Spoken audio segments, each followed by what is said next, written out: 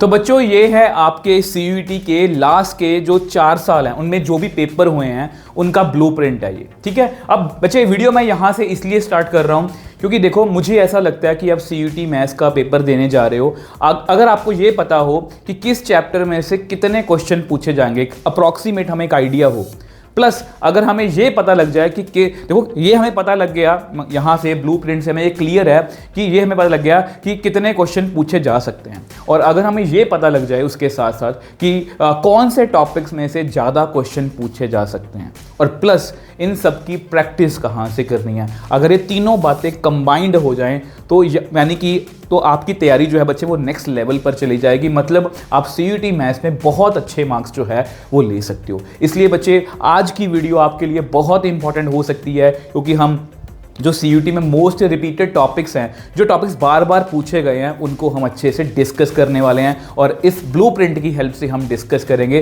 ताकि मैं आपको मार्क्स भी बता पाऊँ कि किस चैप्टर में से हम पढ़ेंगे, उसको अच्छे से पढ़ेंगे तो कितने मार्क्स हम जो है वो ले सकते हैं। तो बिना किसी देरी के बच्चे एक अच्छे और पॉजिटिव मन से जो है वो वीडियो को स्टार्ट करते हैं। तो सबसे पहले यूनिट 1 की बात करते हैं, जिसमें है relation, function and inverse trigonometry. यहाँ पर बच्चे अगर हमने गौर किया हो कि मैंने वीडियो को किस तरह से प्लान करा है, तो यहाँ मैंने लिखा 4 का मतलब है बच्चे इस पूरे इन दोनों चैप्टर्स में से अराउंड 3 से लेके 5 क्वेश्चन, मतलब जो मैंने पिछला एनालिसिस की है 3 से लेके मैंने एक एवरेज नंबर रखा है 4, इनमें से हम मान सकते हैं कि 4 क्वेश्चन पूछे जा सकते हैं। अगर मैं रिलेशन फंक्शन की बात करूं, इसमें मैं आपको ये कहूंगा बच्चे, एक तो 1 1 on 2 बहुत ध्यान से करना आपको इस टॉपिक को, इसके साथ साथ इक्विवेलेंस हम बोर्ड्स में भी यही पढ़ते हैं और सीयूईटी में भी नहीं यही पढ़ना है। इसके साथ साथ बच्चे डोमेन रेंज के क्वेश्चंस पर काफ़ी आपको ध्यान देना है। डोमेन रेंज के काफ़ी क्वेश्चन सीयूईटी में पूछे जाते हैं, ठीक है। इनवर्स ट्रिग्नोमेट्री में मैं यही कहूँगा जस्ट बच्चे फॉर्मूला बेस्ड क्वेश्चन कर लेना, जो हम मतलब कि 12th में भी करते आ रहे हैं और यहाँ पर भी कर रहे हैं। तो अगर आप इन टॉपिक्स पर ध्यान देते हो बच्चे, इसमें से आप कम से कम 4 क्वेश्चन मतलब 20 नंबर आपके यहाँ से आपको मिल जाएंगे यूनिट नंबर 1 में, ठीक है। अब ये कुछ ज्यादा मुश्किल भी नहीं है बच्चे, वो सब कुछ बताऊंगा कि करना कहां से, ठीक है। Unit number 2 matrices and determinant. बच्चे इसमें से अप्रोक्सीमेटली 9 से लेके 11-12 क्वेश्चन पूछे गए हैं लास्ट 4 इयर्स में। तो मैंने एक एवरेज नंबर रखा है 10। तो 10 क्वेश्चन अगर हम देखें तो ये बनते हैं बच्चे, ये 10 क्वेश्चन जो हैं बच्चे बनते हैं 50 नंबर के, ठीक है। 10 क्वेश्चन 50 नंबर के बनते हैं, ठीक है। इसलिए मैं बोलता हूं कि प्रॉपर प्लानिंग के साथ हमें मतलब कि सीयूईटी की तैयारी करनी है। देखो अगर मैं मैट्रिसेस की बात करूं तो मैट्रिसेस में ना एक तो आपको ध्यान देना है कि टाइप्स, देखो मैट्रिसेस में आपको ध्यान देना है टाइप्स ऑफ मैट्रिसेस पर। इसमें से यार मगर मैं आपको थोड़ा सा और मतलब इसको ब्रीफली मतलब बताऊं, इसमें आपको ना डायगोनल मैट्रिक्स पर बहुत ज़्यादा ध्यान देना है। डायगोनल मैट्रिक्स, स्केलर मैट्रिक्स और उसके अंदर आइडेंटिटी मैट्रिक्स, इन तीनों पर बहुत ज़्यादा ध्यान देना आपको। इसके साथ साथ ट्रांसपोज वाला टॉपिक और सिमेट्रिक और स्क्यू सिमेट्रिक वाला, इन दोनों टॉपिक में से बहुत सारे एमसीक्यूज आपको पेपर में आएंगे और इसमें से मैक्सिमम आएंगे। डिटर्मिनेंट्स की अगर मैं बात करूं, ऑब्वियस सी बात है बोर्ड्स में क्या होता है कि हमें मैट्रिक्स मेथड करना होता है जो 5 नंबर का होता है। यहाँ पर हमें एमसीक्यूज की तरफ ध्यान देना है। तो यहाँ पर मैं आपको यही बताऊंगा कि डिटर्मिनेंट अगर आपको कैलकुलेट करना आता है तो एरिया ऑफ ट्रायंगल का क्वेश्चन है, ठीक है। इसके साथ साथ अगर आपने मेरे से पहले पढ़ा है तो ऐसे बहुत सारे फॉर्मूलास हैं। एडजॉइंट ए का डिटर्मिनेंट, ए डिटर्मिनेंट की पावर n-1, ए बी का डिटर्मिनेंट कितना होता है, ए डिटर्मिनेंट, बी डिटर्मिनेंट। किसी भी मैट्रिक्स डिटर्मिनेंट में से अगर मुझे के को बाहर निकालना है, वो उसका उतना मतलब कि जितना उसका ऑर्डर होता है उतने टाइम वो बाहर आ जाता है। और इसके साथ साथ मैंने सीयूईटी के लिए स्पेशल बच्चे क्लासेस भी ली थी, जिसमें मैंने एडजॉइंट इनटू एडजॉइंट ए और उसका डिटर्मिनेंट, ये सारे फॉर्मूलाज भी जो हैं वो डिस्कस करे थे। मगर यहाँ पर ना बेसिकली हमें डिटर्मिनेंट्स में इन पर बहुत ज़्यादा मतलब ध्यान देना है। इनमें से आपको मैक्सिमम एमसीक्यूज जो हैं वो आने वाले हैं प्लस दिस। तो यहाँ पर अगर आप इन एमसीक्यूज पर ध्यान देते हो तो आपके बच्चे 50 नंबर मतलब 10 क्वेश्चन आप बड़े आराम से यहाँ से कवर कर सकते हो। और मैट्रिक्स और डिटर्मिनेंट जिस तरह से बोर्ड्स में आसान होता है उसी तरह से सीयूईटी में भी ज़्यादा मुश्किल नहीं होता। हम बहुत आसानी से इसमें से ये 50 नंबर जो है पूरे कर सकते हैं, ठीक है। यूनिट नंबर 3 की बात करते हैं, जो सबसे बड़ा यूनिट है और जो बोर्ड्स में बच्चों को मुश्किल भी लगता है, वो है आपका कैलकुलस। बच्चे कैलकुलस से हमें डरना नहीं है। मैं हमेशा बच्चों को बोलता हूँ कि इसको एक ही बार में ना देखो कि इतना बड़ा यूनिट है, इसको पार्ट्स में देखो, इसको पार्ट्स में देखो। और इसमें से अप्रॉक्सीमेटली मैंने हमेशा एक आइडिया लगाया जो पिछले 4 साल का एनालिसिस है कि 19 से लेके 22-23 क्वेश्चन पूरे यूनिट में से पूछे गए हैं। तो मैंने एक एवरेज नंबर रखा 20 और इसमें चैप्टर्स गिने 1 2 3 4 5। तो अप्रॉक्सीमेटली आप लगा सकते हो कि हर चैप्टर में से 4-4 क्वेश्चन अगर पूछें तो हम बहुत, अब इसको आप हिसाब किताब लगा के देखना बच्चे।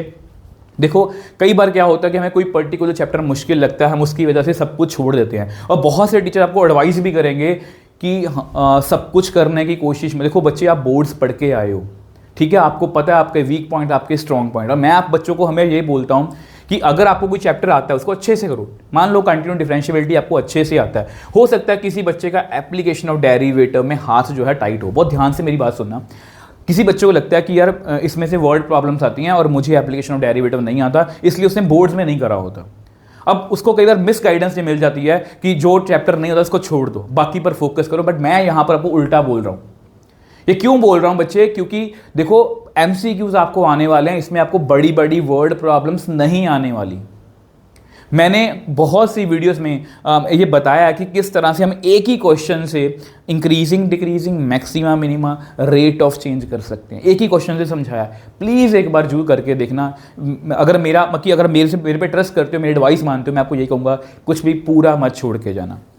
अगर इसकी हम बारे में बात करें तो बच्चे कंटिन्यूटी में ना, कंटिन्यूटी के जो क्वेश्चन है इसमें ना ज़्यादातर फोकस पता है किस पर ध्यान देना है। जो कंटिन्यूटी तो आपको आती है, बट कंटिन्यूटी में क्या होता है, वो क्वेश्चन होते हैं ना कि के की वैल्यू बता दो अगर फंक्शन कंटिन्यूस है, ए और बी में क्या रिलेशन होगा, फंक्शन कंटिन्यूस है। इसमें मैं मान के चलता हूँ कंटिन्यूटी में कि 10 से 12 अलग अलग तरह के क्वेश्चन, अगर आपके वो प्रैक्टिस हो जाए तो इसमें से आप पूरे नंबर ले सकते हो। डेरिवेटिव में ऑब्वियसली बात, डेरिवेटिव आप सबको आता है, बट डेरिवेटिव में हम मार कहाँ पर खाते हैं, टाइम पर।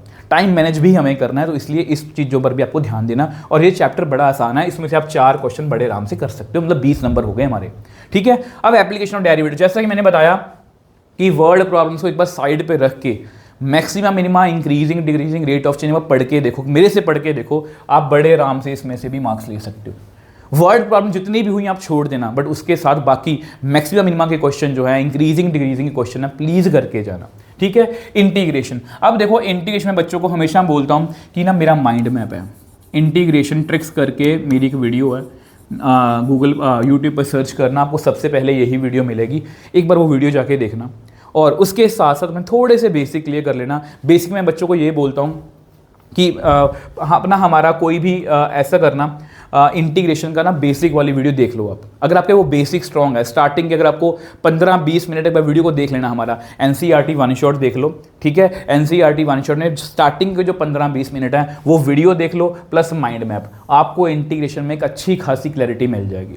इंटीग्रेशन पर इतना ज़्यादा फोकस्ड क्यों मैं बताऊँगा आगे जाके। देखो अगर आप ये कर लेते हो ना तो आप इसमें से बड़े आराम से, अगर 4 क्वेश्चन आने वाले हैं, अगर आपको डेफिनेट इंटीग्रेशन नहीं भी आता, आपको प्रॉपर्टीज नहीं भी आती, तो भी कुछ गिने चुने क्वेश्चन करके हम बड़े आराम से इसमें से भी 4 क्वेश्चन अटेम्प्ट कर सकते हैं, मैं आपको बताऊंगा, ठीक है। अब देखो एप्लीकेशन ऑफ इंटीग्रेशन, इसमें मैं हमेशा बच्चों को बोलता हूं कि हम इसको इंटीग्रेशन के बिना भी कर सकते हैं। जस्ट हमें एक बेसिक इंटीग्रेशन ये आनी चाहिए कि x स्क्वायर की इंटीग्रेशन कैसे होती है, x³ / 3 + c और प्लस ये a², एक ही फॉर्मूला है, ये बड़ा सारा फॉर्मूला है, ये होता है x/2 a² - x² √ plus a² / 2 sin inverse x/a। अगर आपको ये आता है तो आप ये बड़े आराम से कर सकते हो, इसमें कोई भी खास इंटीग्रेशन की नीड नहीं है इसके बिना।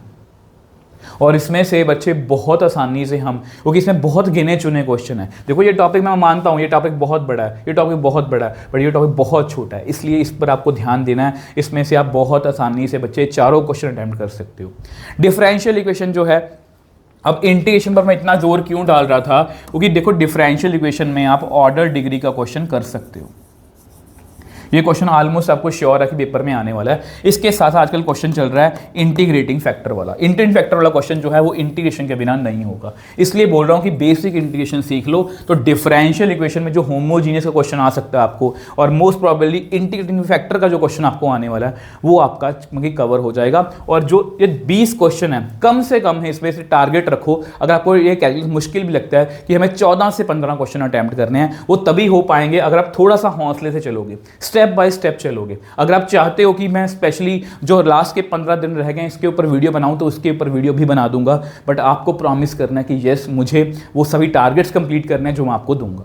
ठीक है, अब देखो नेक्स्ट चलते हैं जी, यूनिट नंबर 4। 2 ही चैप्टर है इसके अंदर, वेक्टर अलजेब्रा और 3D, और इसमें से अगर हम रफ एक आइडिया लगाएं तो 8 क्वेश्चन दोनों चैप्टर्स में से पूछ सकते हैं, मतलब पूछे जा सकते हैं। और एक रफ आइडिया है कि चलो ये मान के चल सकते हो कि इसमें से 5 और इसमें से 3 क्वेश्चन, क्योंकि वेक्टर अलजेब्रा जो है थोड़ा सा छोटा चैप्टर है, इसमें छोटे क्वेश्चन ज़्यादा हैं। जैसे इसमें ज़्यादा क्या पढ़ना है, आपको डॉट एंड क्रॉस को बहुत ध्यान से पढ़ना है, और जितने भी इसके MCQs हैं वो आपको कवर करने हैं। ठीक है, 3D ज्योमेट्री में बच्चे एक ही टॉपिक है, वो कौन सा आपको पता है, वो है स्ट्रेट लाइंस। स्ट्रेट लाइन के अंदर अगर हम क्वेश्चन देखें बच्चे, इसमें ज़्यादातर क्वेश्चन कौन से होते हैं, एंगल बिटवीन 2 लाइंस, ठीक है, shortest distance between 2 lines, image वाला क्वेश्चन जिसको मैं बोलता हूँ, पॉइंट ऑफ इंटरसेक्शन निकालने वाला बोलता हूँ। तो इस तरह के क्वेश्चन इसमें से पूछे जा सकते हैं, और ये क्वेश्चन थोड़े से लेंथी भी हो सकते हैं, इसलिए कहीं पर हमें टाइम सेव भी करना है, कहीं पर हमें टाइम को मतलब थोड़ा सा ऑब्वियस वाइज यूज़ भी करना पड़ेगा। तो ये टॉपिक भी बच्चे बहुत ज़्यादा आसान है, और इसमें से आप 8 क्वेश्चन देखो तो 40 मार्क्स।